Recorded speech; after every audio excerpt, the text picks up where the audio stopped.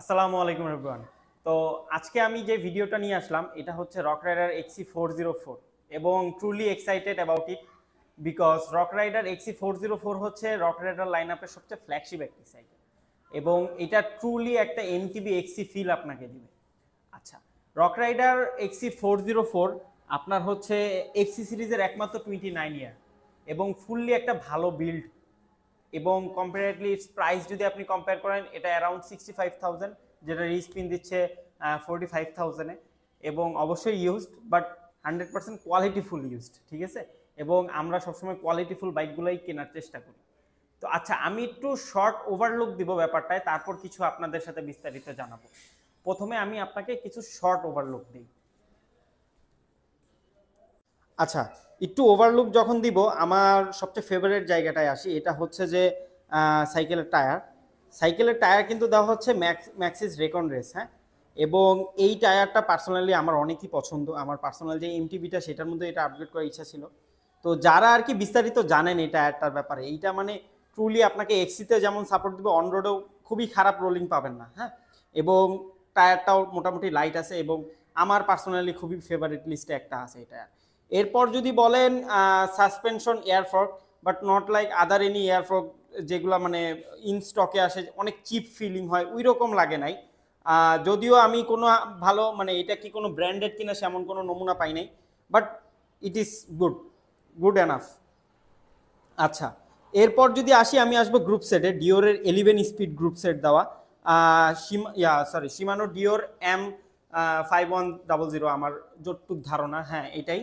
এবং এইটা হচ্ছে একটা 11 স্পিডের গ্রুপ সেট, যারা মেইনলি একটু ক্লাইম্বিং টাইপের করেন তাদের জন্য আমার মনে হয় যে ভালো ব্যাকআপ দিবে, হ্যাঁ।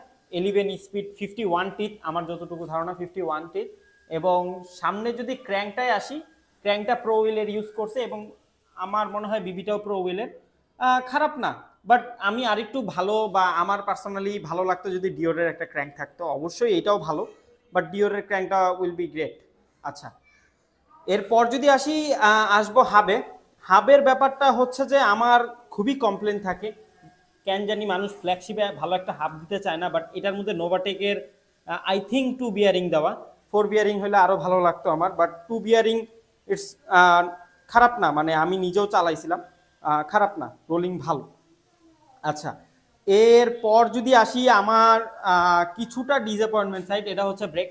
আমি আসলে পার্সোনালি MT400 ব্রেকটা থাকলে বা কম্পারেটিভলি একটু ভালো ব্রেকটা একটু আশা করছিলাম, বাট গুড।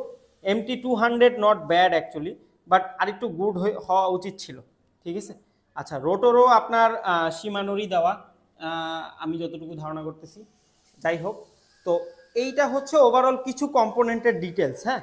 আর এমনিতে যদি বলি মানে টোটালি বাইকের জিওমেট্রি 100% এক্সি।